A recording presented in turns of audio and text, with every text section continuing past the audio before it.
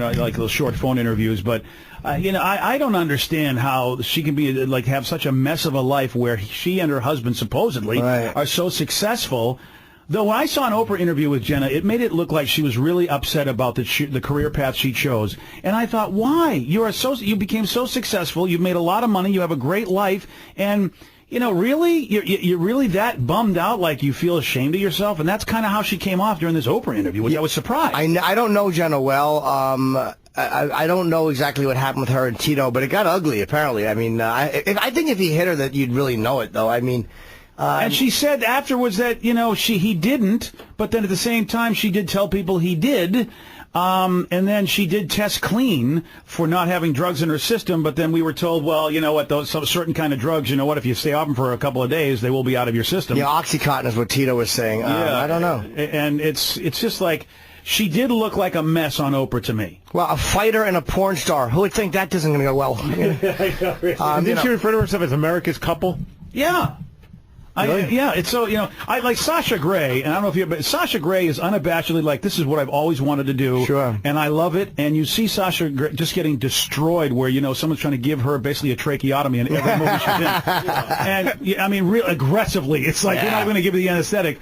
But she's like, I got no problem with it. And she doesn't seem like she's on any drugs. She's like, I love sex. I want to make a living. This is what I'm doing. Right. And it's so great to see somebody who gets to be that way rather than someone who feels so miserable about the career they got to be on massive drugs or have issues. Why can't you just be a porn star and go, this is what I do? Too bad if you don't like it. What's wrong with me being a porn star? They all seem to want to get out of it on some level and move into more quote-unquote legit work. I think it gets hard because of the way it's frowned on. Like, I think that's a big problem they have. Not that they're having sex, but just the impression that everybody else has of them is probably what starts to cause them problems. Yeah, and yet 33% of women in this country watch porn, and of course, pretty much every man who's heterosexual watches porn. Oh, what am I talking about? Even homosexual guys watch porn. But they're going after it now. You got to be careful too. They're like, Max Hardcore is in jail for 4 years. It's sickening to me. Even if you don't like what he did, all right, it was a little creepy, but it was all adults. No, I'm not familiar. What happened now?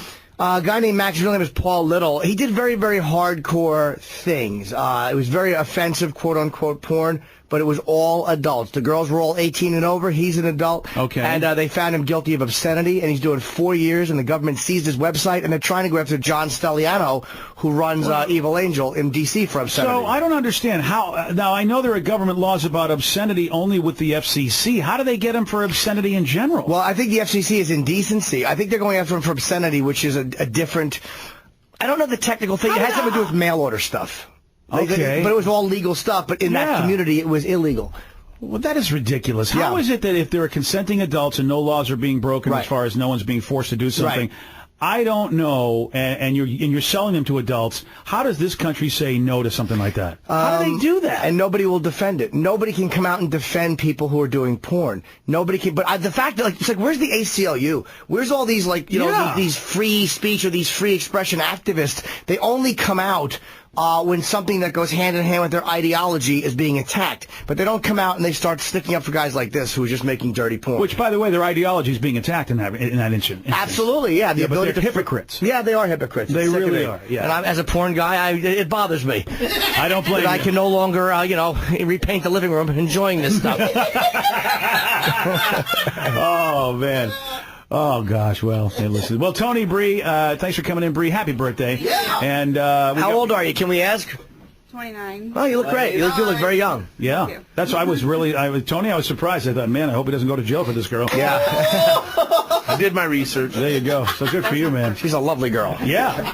She has pigtails, too, which I like. I love a girl with, little ponytails. Well, she's got, and here's the thing. Pigtails. Unlike Michelle Bombshell McGee, she doesn't have the forehead tattoo. So, which she's got ink work because Tony is a tattoo artist. Okay. But I'm glad she didn't put it on her forehead. I just don't know how that's ever a good look for a girl. Yeah, it normally isn't. But Michelle McGee just turns me on. She's just dirty. Does that help you, Jim? Do you think if you see a chick with a forehead tattoo, you're like, okay, this is going to be good? Yes, that says I hate myself.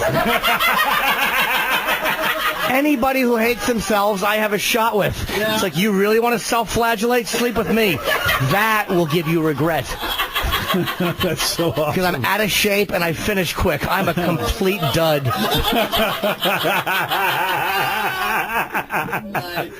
It's listeners on the loose. You pick the topic, you guide the show. 421-ROCK, 800-783-ROCK, and ROCK is 7625. James in Seattle, you're on the Rock. Hey, BJ, how you doing? I'm glad you asked, James. I'm enjoying a pint of horse sweat. How about you?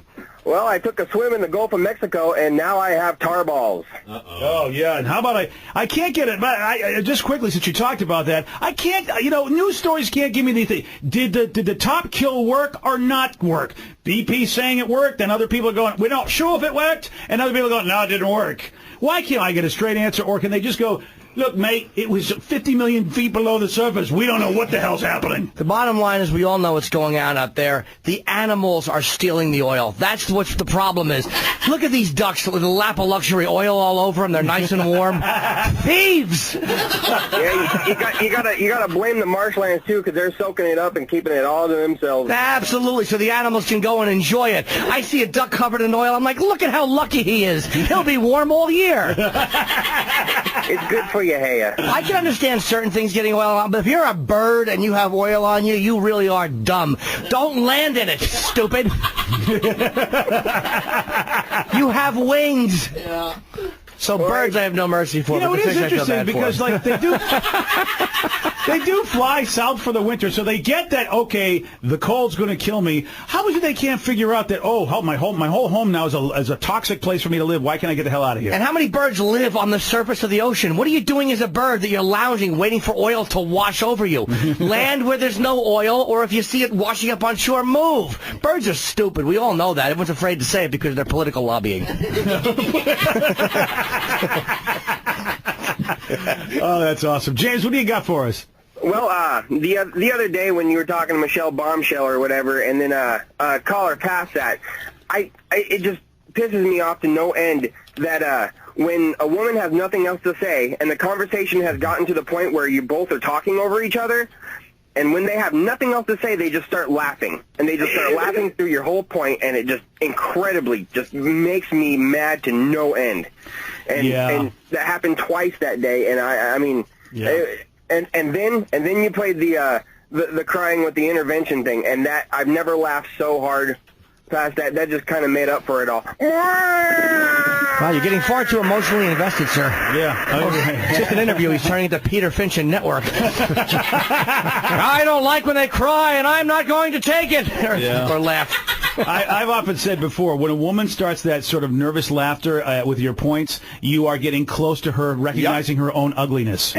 And women do not want to look like they're ugly. That's the women have such an issue. A guy judges himself by what he does. So Bill Clinton could literally be in the White House in the most uncomfortable, really just demeaning position ever. But he knows that, hey, I did some good stuff to get here. Right. I'll do some good stuff later on. You won't judge me on this moment. Women don't have that same thing. That one moment they think will define them forever, so they don't ever want to look bad, which is, I think, what kills women for being accountable. Yeah, that's a good point. I mean, well, sometimes they're right. Look at Monica Lewinsky. What else will you ever think of besides, hope she doesn't burp in my face? I mean, that's the only thing you'll ever think of when you look at Monica Lewinsky, But how many of us, though, I tell you right now, when you looked at Hillary, didn't you have a little bit, didn't you go, okay, now I get why Bill was married to her. He Absolutely. Really wasn't with her. He likes cankles. Yeah. He likes a girl with big bowling pin ankles. There's something very sexy about that on the Secretary of State. Hillary's a naughty one. Hillary's a naughty one.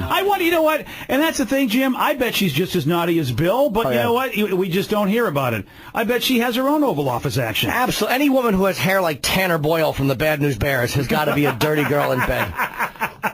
That's awesome. Let's go to Bill, 421-ROCK, 800-783-ROCK. It's listeners on the loose. You pick the topic. You guide the show at 800-783-7625. Anything you want to talk about, you can. Bill, you're on the Rock from Mount Vernon. Go ahead. Hey, with the interview with Jim Parsons and the season finale of The Big Bang Theory. Now, before we get into this now, Jim Norton, I know you boys over there are not big fans of The Big Bang Theory. I've heard from some of the O&A fans. What's that, a show? Yeah. I've heard of the show. It was the show. I never saw it. You know what? It's a sitcom based on about a bunch of geeks and a bunch of scientists. I love it a lot. From what I've heard from some O&A fans, I guess some like Opie and Anthony don't like the show. I'm sure we attacked it without knowing what we were talking about. We do that all the time. We just attack things. We always do that. But it is like one of my favorite shows because one of